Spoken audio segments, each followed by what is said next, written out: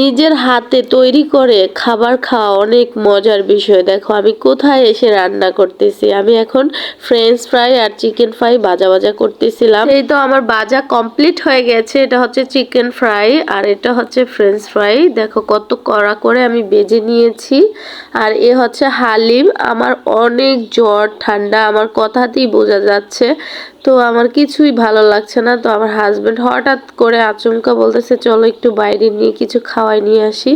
তো বের হইলাম, তাড়াহুড়া করে বের হয়েছি। দেখো না আমার ফেসের অবস্থা কি, কোনো মেকআপ স্যাকআপ দিতে পারি নাই। তারপরে এগুলা খাওয়া দাওয়া শেষ করে চলে আসছি ঝালমুড়ি খাওয়ার জন্য। তো বোম্বাই মরিচ দিয়ে দোকানে ঝালমুড়ি বানানো হয়।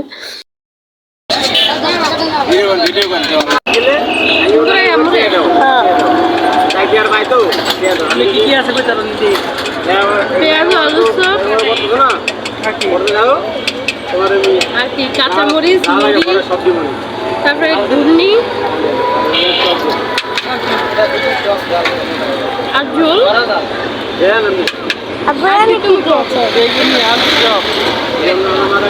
ডিম, বেগুনি, আলুর চপ, কাঁচামরিচ, মশলা, ঘুগনি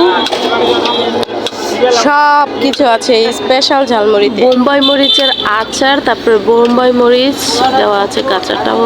আমার হাজবেন্ড দিনের বেলা একেবারেই সময় পায় না। দিনের বেলা সে সারাদিন কাজে ব্যস্ত থাকে। তো আমরা রাত্রেবেলা ঘুরতে একটু বেশি টাইম পাই, তাই রাত্রেবেলা ঘোরাটাই আমরা মজা করে নিই।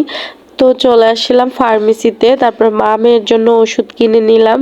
এখন আমরা বাসায় চলে যাব, তারপর ওষুধ খেয়ে লম্বা করে একটা ঘুম দিব। তো সবাই ভালো থাকবা আর আমাদের এই ভিডিওতে বেশি বেশি লাইক, কমেন্টস এবং শেয়ার করে দিবা।